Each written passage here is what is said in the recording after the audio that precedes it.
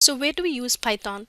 Python can be used to develop desktop application or standalone application. That is, we can install on a single machine and use it, for example calculator, games, etc.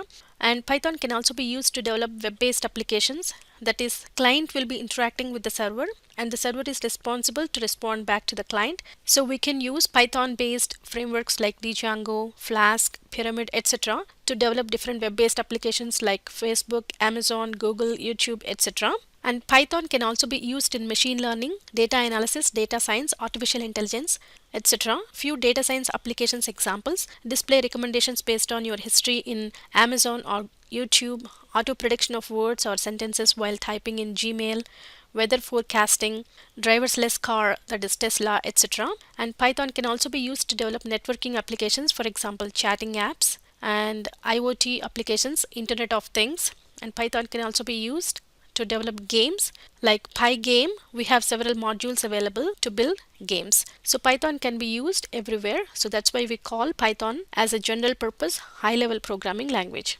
All right. See you in the next lecture.